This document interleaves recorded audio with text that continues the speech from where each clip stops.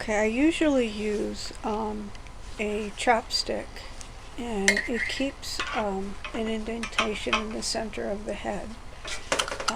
And we use that later on for when we attach the head to the neck. The face template is, you notice the eye line, the nose line, and the mouth line. And that's just to let you know where the different lines are. But it's basically so that one eye is not bigger than, or higher than the other eye, and the other eye lower. And right now what I'm marking, I'm putting 3 dots along the nose and the bridge of the nose. And, the wider they are, the broader the nose, the closer together, the finer. And I also mark at this time the nostrils.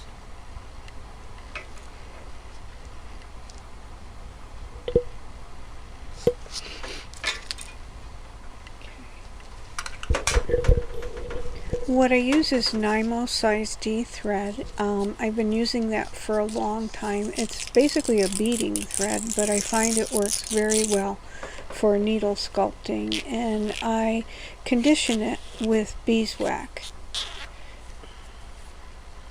I used to use, and here is a quilter's knot that I'm doing for the end of the thread. And if you're not comfortable with that type of knot, you can use any kind of knot that you'd like at the very end of the thread. And I also always use a single strand of thread while doing my needle sculpting.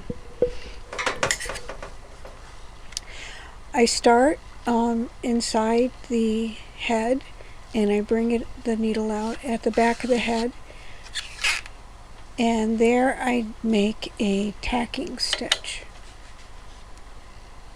I use I use the tacking stitch several times throughout the process of needle sculpting.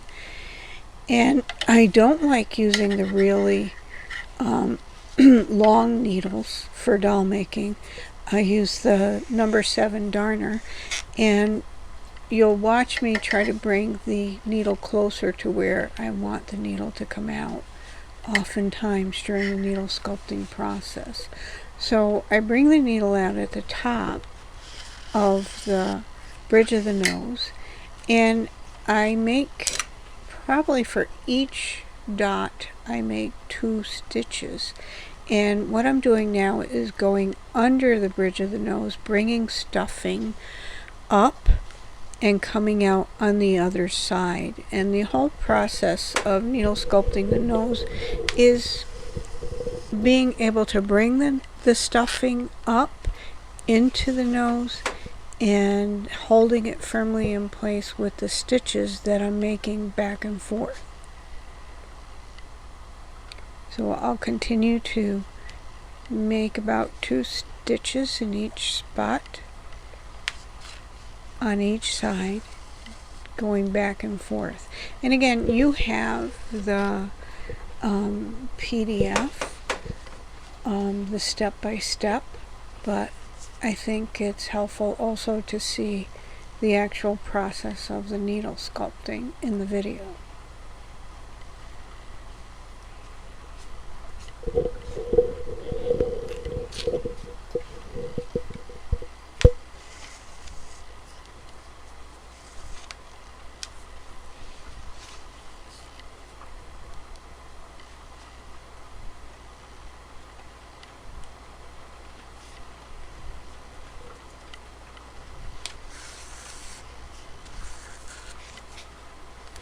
And I'm just, making stitches back and forth along the bridge of the nose and trying to get firmness. Now when I start needle sculpting, just to go back a bit, the head is relatively firmly stuffed,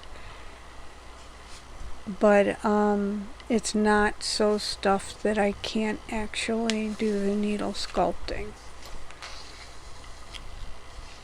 because I can always add more stuffing along the process, which I will do.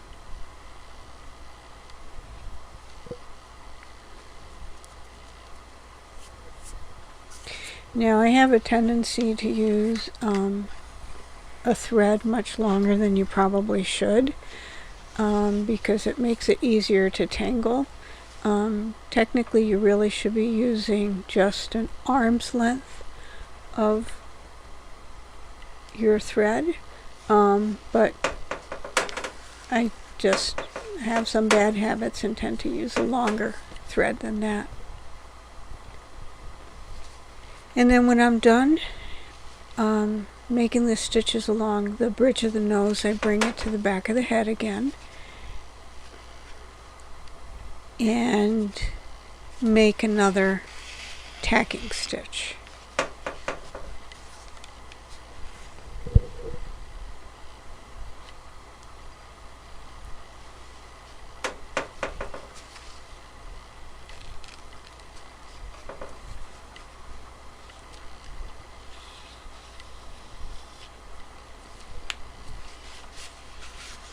Okay, now what I'm doing with the needle right here is I'm bringing more stuffing into the nose area, especially around the flare and the tip of the nose.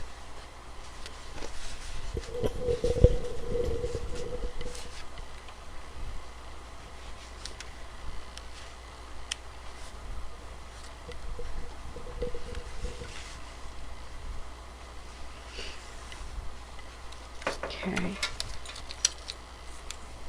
And what I'm doing right now is I'm marking the a little dot at the flare of the nose, because once you start needle sculpting, it's really easy to make things uneven if you don't mark them ahead of time on each side, because you do one side at a time. Now here you see I'm bringing the needle again closer to where I need to bring the needle out, which is at the nostril.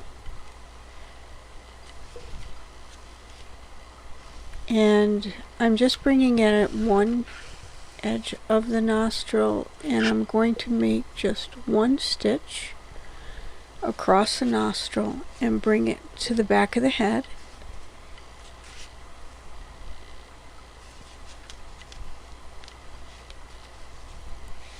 And I'm not tugging really hard, but I am doing a gentle tug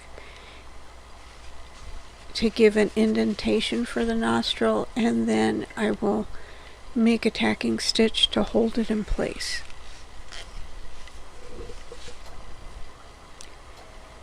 Then what I do is I bring the needle closer to the other nostril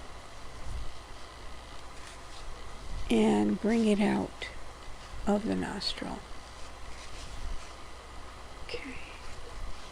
Again, I make one stitch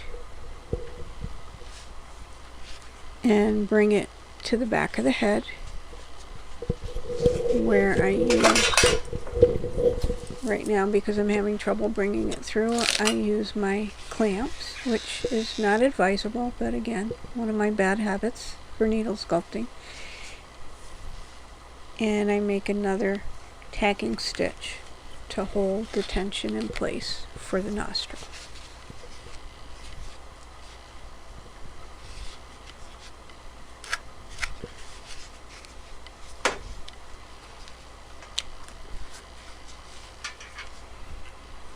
Again, I'm bringing a little bit more stuffing into the flares of the nose and the tip with my needle.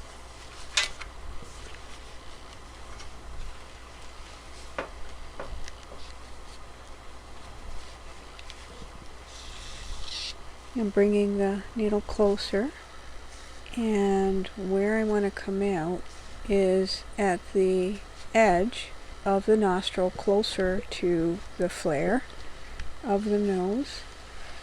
And what I'm going to do here is make a loop. I'm going into the bottom of the bridge of the nose and I'm bringing the loop under the needle where I brought it out at the flare dot that we put on before. And I'm going to make a little stitch over the thread and bring the needle to the back of the head. And you have to be a little careful about the tension at this point in time, because you don't want it too tight and you don't want it too loose. And it's just a matter of practice till you get it to where you actually want it. And to hold it in place again, I make a tacking stitch. Now I'm going to do the same thing on the other side of the head.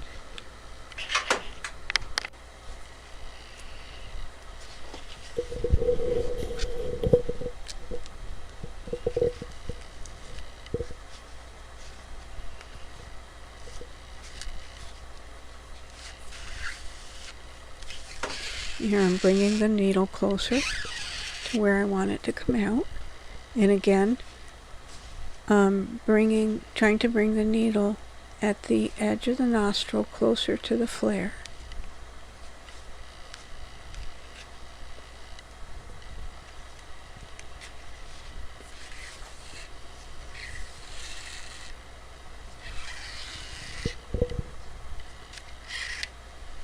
And I'm making a loop. I'm going into the bottom of the bridge of the nose and out at the dot by the flare of the nose, and the loop goes under the needle, and then I'm able to make a stitch over that loop of thread, and I'm making a tiny stitch. And then after I make that stitch, I bring the needle to the back of the head.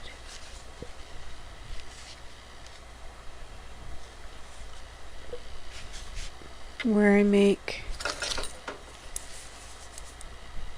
another tacking stitch. And I'm having to use the clamps because I am using the shorter needle, the number 7 darner. Just because the larger doll making needles just leave such large holes in the fabric, so I try to avoid them as much as possible. And if I do use a long doll making needle, I only use it to get to where I want to be, and then I switch over to the darner again.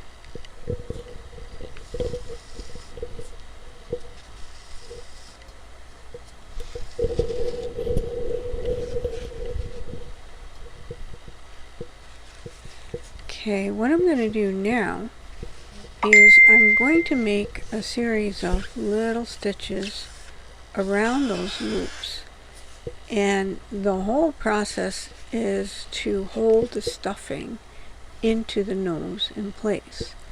So I'm coming out under the thread on one side, and I'm taking a tiny stitch over the thread, and then I'm going under, pulling stuffing up into the nose with my needle, and then I'm coming out on the other side of the nose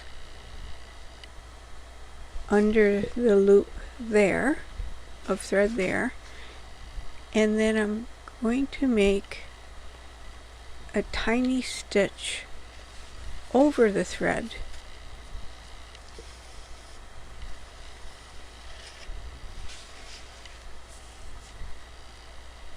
and then go back, pull stuffing up into the nose, and bring the needle out under the thread on the opposite side,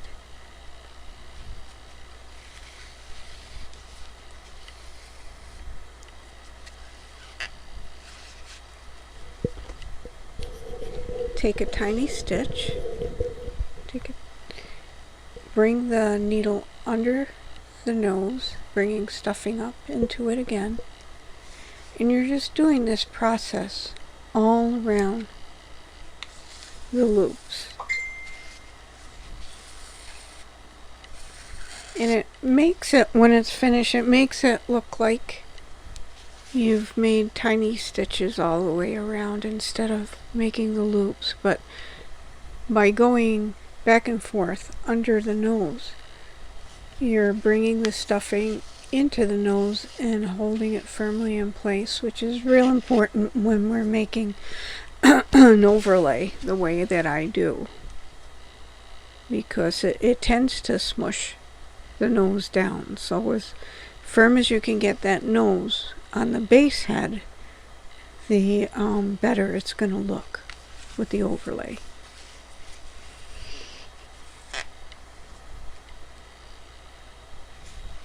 And then when I'm done, I bring it to the back of the head.